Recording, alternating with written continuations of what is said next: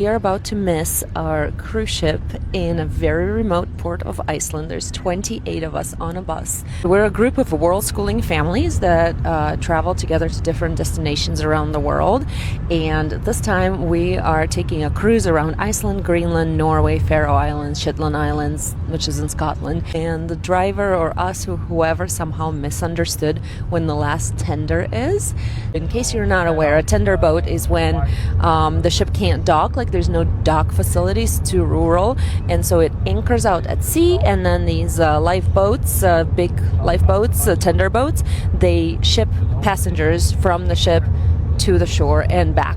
And so when you are told that the last tender is at 3 p.m., that means the last boat to go back to the ship to bring all the passengers is at 3 p.m. And we won't make it there until 4 p.m., which is when the ship is supposed to completely leave the port. And the next port is in another country. None of us have passports with us, and we have diabetic on our bus with the medicine still on the ship. This was our last Iceland stop, and it is very, very remote here. There's no taxis, there's no cabs. The buses have to all be bused from the capital or just a different area.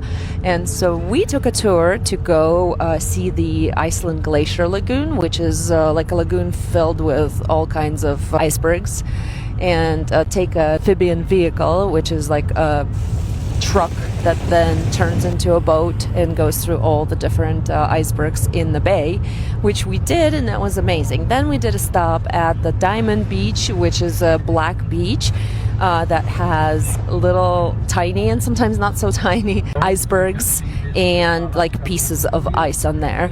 And then now we're on the bus driving back to the cruise ships. It's a 2-hour drive, and all of a sudden the driver has been completely sure this whole time that the last tender to our boat is at 4 p.m. So we sort of trusted him. He seemed completely sure. So what was told to us is that last tender is at 3 p.m. We double check with the people that are on the ship, because not our whole group went on this trip, just 28 of us. So we double checked with them, and they said it is definitely 3 p.m. when the last tender boat goes to the ship. So the driver thought it was 4 p.m. and he was very, very sure. So we had someone who was on board run to the guest services. They were told 3 p.m. Then she ran to the tender people at the bottom. They all confirm it's 3 p.m. So they have collected our information, our names and our cabin numbers, and the captain has been informed that there's 28 passengers that are still on a bus driving back to the ship, and they said as long as we can get there by 4 p.m. they'll try to do their best to hold back the ship and send a tender boat out for us. What is overcomplicating the situation is the fact that we just looked at the weather and we got a severe weather alert right here. What was the severe weather alert? It was heavy rains, flooding, and possible landslides.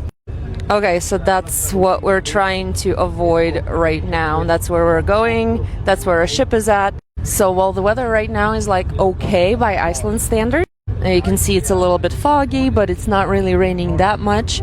The weather back at the port is obviously has taken the turn for the worse. So my assumption is that they're really worried that whether we'd be able to even get on a tender boat. So that's why they're saying we'll do our best to get you guys on a tender boat if you get here before 4 p.m. because the storm is massive and the waves and the sea conditions were already really bad this morning, so we weren't sure if we were going to even get off. They weren't sure if they were going to be able to get the tender boats out. Obviously we were all very happy that they did, because we saw an amazing place that we normally wouldn't have seen anywhere on our trip, so very happy. But we are literally hurling right now towards a big storm, and when the waves are too high and the swells are too high, they can't really operate the tender boats safely. So even if they're willing to bring us back to the boat, they might not be able to. So we're all hoping for the best. We're not exactly sure what is going to happen if we don't make it. The bus driver still to this point seems very confident that seems very confident that there are other buses that aren't making it to the port till 4:15, and that the port authority is saying that it's okay to be there at 4. Our ship captain said that, you know, if we make it before 4, we should be okay. But the last tender is still at 3 p.m. We don't know what's waiting for us, so it's a little interesting, a little bit of an adventure. I mean, obviously we have no control over the situation, so we're trying not to like stress or worry about it, because it'll be what it'll be.